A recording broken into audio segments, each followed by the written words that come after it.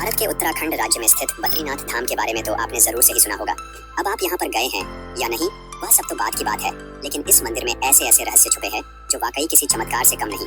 क्या आप जानते हैं, बद्रीनाथ धाम सिर्फ एक तीर्थ स्थल नहीं बल्कि सनातन धर्म के रहस्यों और चमत्कारों का केंद्र है। इस धरती पर स्थित यह स्थान, जिसे दूसरा बैकुंठ कहा जाता है, अपने अंदर वो कहानियां और चमत्कार समेटे हुए हैं जो किसी का भी मन मोह सकती है। यह मंदिर साल के 6 महीने बंद रहता है, लेकिन फिर भी यहाँ की अखंड ज्योति कभी बुझती नहीं है। आखिर ऐसा क्यों? क्या कोई अदृश्य शक्ति इसका कारण है या यह भगवान विष्णु की लीला है?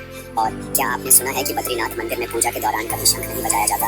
आखिर ऐसा क्यों, जबकि हिंदू धर्म में शंख बजाने का इतना महत्व है? वसुधारा झरना जो पुण्य आत्माओं को आशीर्वाद देता है, क्यों पापियों पर अपनी एक बूंद भी गिराने से इनकार करता है? आखिर इसके पीछे की सच्चाई क्या है? आपको यह जानकर बड़ी हैरानी होगी कि यहाँ का तापमान हमेशा ही 9 डिग्री सेल्सियस से ज्यादा नहीं रहता है, लेकिन यहाँ पर बना तप्त कुंड, जहाँ बर्फीले मौसम में भी पानी का तापमान हमेशा 54 डिग्री सेल्सियस बना रहता है। क्या यह किसी विज्ञान का चमत्कार है या प्रकृति की कोई दैवीय योजना? आखिर क्यों जोशीमठ में नरसिंह भगवान की मूर्ति का एक हाथ हर साल पतला होता जा रहा है? क्या होगा जब यह हाथ पूरी तरह टूट जाएगा? पुराणों में लिखा है कि उस दिन बद्रीनाथ का अंत शुरू हो जाएगा। क्या यह सचमुच कलयुग के अंत की ओर इशारा है या फिर इसके पीछे छुपी है कोई साजिश? भीमकुंड, जिसे महाभारत काल का साक्षी माना जाता है, कैसे आज तक बिना किसी सपोर्ट के अपनी जगह पर स्थित है? और वह मूर्ति जिसे आदि शंकराचार्य ने नारद कुंड से प्राप्त किया, आखिर कैसे पता चला आदि शंकराचार्य को इस दिव्य मूर्ति के बारे में? इन सब के पीछे छिपी कहानियों को जानने के लिए आपको इतिहास के उन पन्नों में झांकना पड़ेगा जो समय के साथ धुंधले हो गए हैं। क्या यह सच है कि बद्रीनाथ धाम जल्द ही विलुप्त हो जाएगा?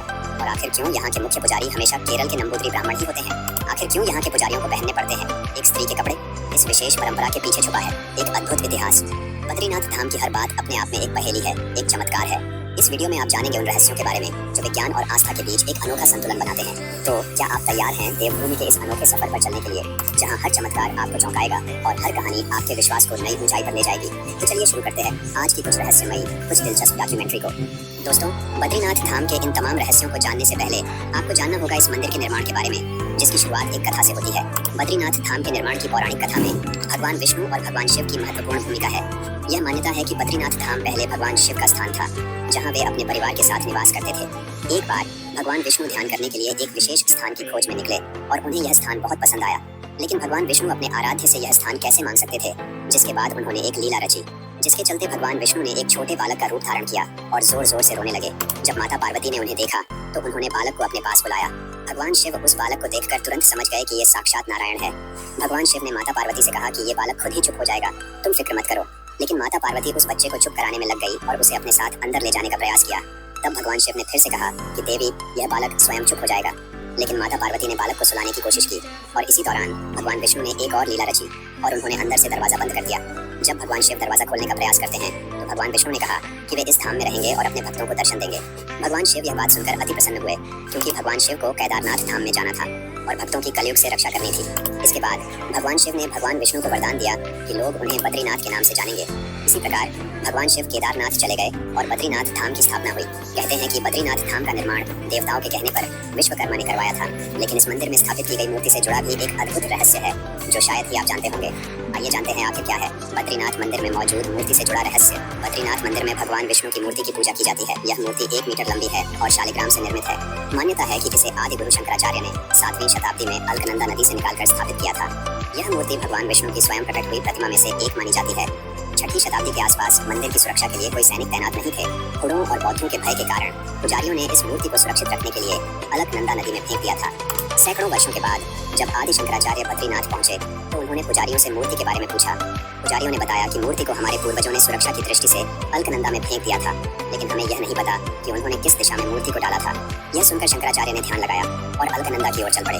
अचानक उन्होंने नारद कुंड में छलांग लगा दी। यह देखकर पुजारियों में हाहाकार मच गया, क्योंकि नारद कुंड गहराई और विशालता के कारण बेहद भयानक था, जिसमें किसी का जीवित बच पाना मुश्किल था।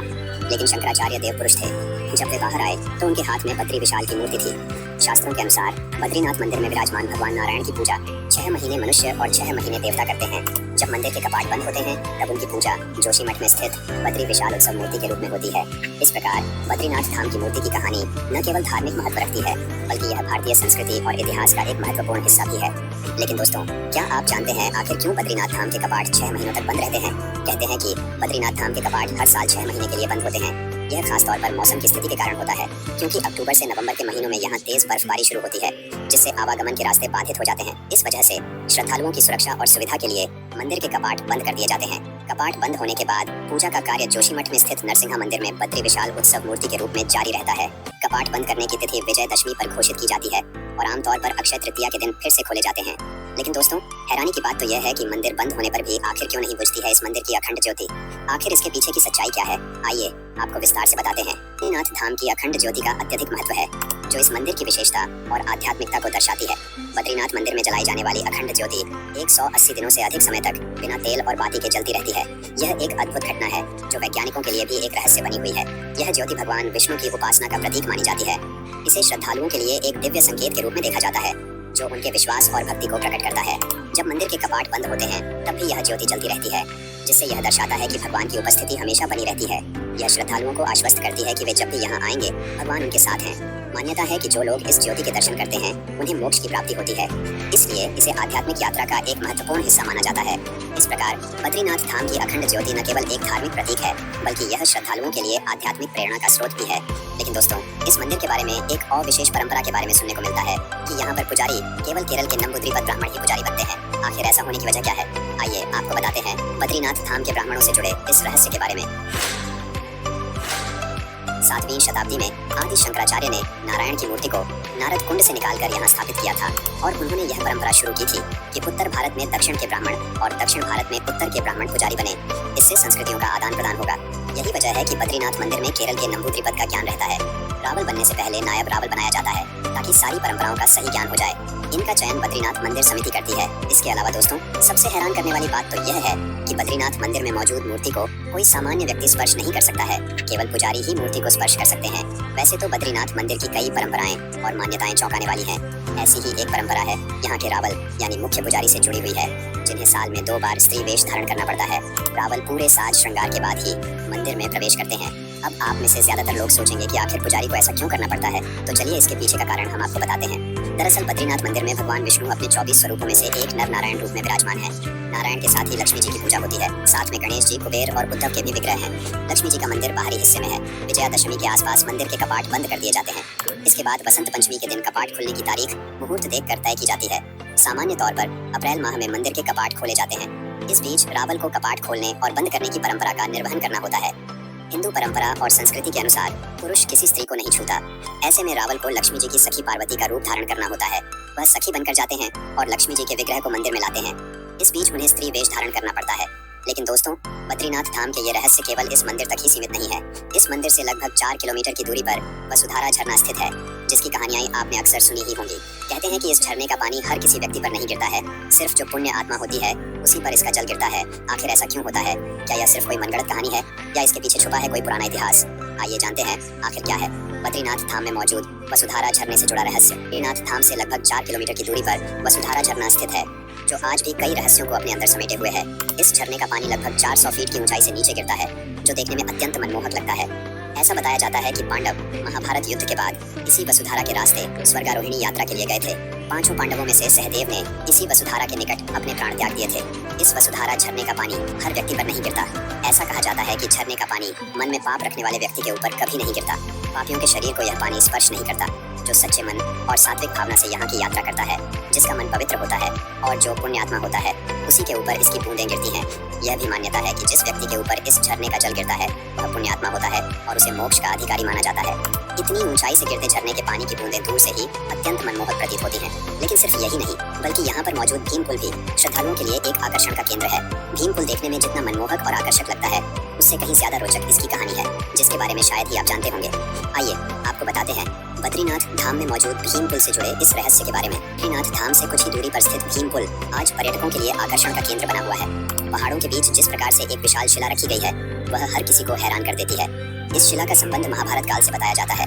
ऐसी मान्यता है कि स्वर्गारोहण की यात्रा के दौरान जब द्रौपदी और पांडव सरस्वती नदी को पार नहीं कर सके, तो महाबली भीम ने एक विशाल शिला को उठाकर नदी के दोनों किनारों पर रख दिया और आगे जाने का मार्ग प्रशस्त किया। तभी से इस पुल को भीम पुल के नाम से जाना जाने लगा। सबसे आश्चर्यजनक बात यह है कि इतनी विशाल शिला को भीम ने केवल अपनी उंगलियों की सहायता से उठाया था। इसका प्रमाण आज भी इस शिला पर देखने को मिलता है। भीम पुल की इस शिला पर 5 उंगलियों के निशान आज भी मौजूद हैं। भीम पुल एक विशाल शिला से निर्मित ऐसा सुरक्षित पुल है जो आज भी सैकड़ों लोगों की आवाजाही का साधन बना हुआ है। जब आप बद्रीनाथ धाम पर दर्शन करने के लिए आएंगे तो आपको यहाँ पर एक खास चीज देखने को मिलेंगी, जो है यहाँ का प्रसाद। इस मंदिर में दिए जाने वाले प्रसाद की भी एक अलग कहानी है कि यह प्रसाद आप चाहे कितने ही दिन क्यों न रख लें, वह खराब नहीं होता है। आइए जानते हैं आखिर क्या है बद्रीनाथ धाम के प्रसाद से जुड़ा यह रहस्य। दोस्तों, बद्रीनाथ धाम में श्रद्धालुओं को दिया जाने वाला प्रसाद भी अपने आप में एक विशेष मान्यता रखता है। बद्रीनाथ धाम पहुंचने वाले श्रद्धालुओं को तुलसी का प्रसाद वितरित किया जाता है। बद्रीनाथ धाम में सबसे ज्यादा तुलसी का प्रसाद ही चढ़ाया जाता है। इसके पीछे का सबसे बड़ा कारण यह है कि तुलसी बद्रीनाथ के आसपास के इलाकों में बहुतायत में पाई जाती है। स्थानीय लोग इसे केवल भगवान को अर्पित करने के लिए ही तोड़ते हैं। बद्रीनाथ आने वाले श्रद्धालु इस प्रसाद को अपने घर ले जाते हैं। इसकी खासियत यह है कि यह ठंडी जलवायु में ही उगती है और इसकी खुशबू महीनों तक बनी रहती है। इसी कारण यह खराब भी नहीं होता है और जैसा होता है वैसा ही बना रहता है। बद्रीनाथ धाम में आपको एक तप्त कुंड भी देखने को मिलता है, जो अपने आप में बहुत ज्यादा रहस्यमय कुंड है। इस तप्त कुंड को सूर्यदेव का निवास स्थान बताया जाता है, लेकिन आखिर ऐसा हुआ कैसे? यह सवाल आपके मन में जरूर से उठ रहा होगा। तो चलिए आपको बताते हैं आखिर क्या है बद्रीनाथ में मौजूद तप्त कुंड की रहस्यमयी कहानी। दोस्तों, वैसे तो बद्रीनाथ मंदिर चारों ओर से बर्फ से ढके पहाड़ों से घिरा हुआ है, लेकिन यहाँ से कुछ दूरी पर एक ऐसा कुंड स्थित है जहाँ ठंड के बावजूद भी इसका पानी हमेशा गर्म रहता है। इसका नाम तप्त कुंड है। इसे भगवान सूर्यदेव का निवास स्थल भी माना जाता है। पौराणिक मान्यताओं के अनुसार जब भगवान सूर्यदेव को भक्षी की हत्या का पाप लगा था, तो उन्होंने इस पाप से मुक्ति पाने के लिए नारायण से उपाय पूछा। तब नारायण ने भगवान सूर्यदेव को बद्रीनाथ धाम में मौजूद इस कुंड के अंदर तपस्या करने को कहा था। तभी से इस कुंड को सूर्यदेव का निवास स्थान माना जाने लगा। यह कुंड हमेशा पानी से भरा रहता है। इस कुंड के आसपास का तापमान हमेशा 9 से 10 डिग्री के बीच रहता है, जो इतना कम होता है कि सामान्य पानी भी जमकर बर्फ बन सकता है। लेकिन इस कुंड के पानी का तापमान हमेशा 54 डिग्री रहता है, जो काफी गर्म होता है। ऐसी मान्यता है कि इस कुंड में स्नान करने से व्यक्ति को चर्म रोगों से हमेशा के लिए मुक्ति मिल जाती है। इस कुंड की सबसे हैरान करने वाली बात यह है कि इसे बाहर से छूने पर पानी काफी गर्म लगता है, लेकिन नहाते समय इसका पानी शरीर के तापमान के समान हो जाता है, जिससे स्नान करने पर शरीर जलता नहीं है। यह सच में आश्चर्यजनक है कि जहां आसपास का तापमान इतना ठंडा होता है कि नल का पानी भी जमकर बर्फ बन जाए, वहीं इस कुंड का पानी हमेशा 54 डिग्री पर रहता है। हमारे सनातन धर्म में शंख का विशेष महत्व होता है। यह बात हर कोई जानता है। बल्कि महत्व ही नहीं, समुद्र मंथन से निकलने वाले 14 रत्नों में से एक शंख भी था। लेकिन बद्रीनाथ धाम में शंख बजाने पर रोक है। आखिर ऐसा क्यों? इसके पीछे की कहानी शायद ही आप जानते होंगे। तो चलिए आपको बताते हैं बद्रीनाथ धाम में शंख न बजाने की इस कहानी को। मान्यता के मुताबिक मंदिर के प्रांगण में तुलसी भवन नाम की जगह पर एक बार लक्ष्मी जी ध्यान मुद्रा में बैठी थी। उस समय भगवान विष्णु ने शंखचूर्ण नाम के दैत्य का वध किया था। भगवान विष्णु नहीं चाहते थे कि उनकी ध्यान साधना में कोई विघ्न आए, इसलिए उन्होंने शंख नहीं बजाया। तभी से बद्रीनाथ धाम में शंखनाद नहीं किए जाने की परंपरा की शुरुआत हो गई। यही कारण है कि यहाँ पर शंख बजाने पर रोक लगी हुई है। बद्रीनाथ धाम में हर साल लाखों की तादाद में श्रद्धालु दर्शन करने के लिए आते हैं और अपनी मनोकामनाओं की पूर्ति हेतु पूजा अर्चना करते हैं। लेकिन क्या आप जानते हैं कि बद्रीनाथ धाम जल्द ही विलुप्त हो जाएगा? आखिर ऐसा होने की वजह क्या है? क्या यह सिर्फ कोई मनगढ़ंत कहानी है या इसके पीछे छुपा है कोई रहस्य? आइए जानते हैं आखिर क्यों हो जाएगा जल्द ही बद्रीनाथ धाम विलुप्त। दोस्तों, जोशीमठ में भगवान नरसिंह का मंदिर है, जिसका बद्रीनाथ से खास जुड़ाव माना जाता है। मान्यता के अनुसार जिस शालिग्राम पत्थर में शंकराचार्य नारायण की पूजा किया करते थे, उसी पत्थर में भगवान नरसिंह की मूर्ति उभर आई थी। नारायण ने उन्हें नरसिंह के शांत रूप का दर्शन दिया था। कहा जाता है कि जोशीमठ में स्थित भगवान नरसिंह की मूर्ति का एक हाथ हर साल पतला होता जा रहा है और अब वह हाथ सुई की गोलाई के बराबर रह गया है। मान्यता है कि जिस दिन यह हाथ अलग हो जाएगा, उस दिन नर और नारायण पर्वत आपस में मिल जाएंगे और बद्रीनाथ जाने का रास्ता बंद हो जाएगा। यह भी कहा जाता है कि भविष्य में बद्रीनाथ मंदिर विलुप्त हो जाएगा। क्या सही में ऐसा होगा या नहीं? अपनी राय हमें कमेंट में जरूर बताएं। साथ में क्या आप कभी बद्रीनाथ धाम गए हैं, उसके बारे में भी जरूर से कमेंट करें। हमारी यह नई डॉक्यूमेंट्री आपको यदि पसंद आई हो तो इसे एक प्यारा सा लाइक जरूर करें। हम मिलेंगे जल्द ही एक और नई रहस्यमयी और दिलचस्प डॉक्यूमेंट्री के साथ। धन्यवाद।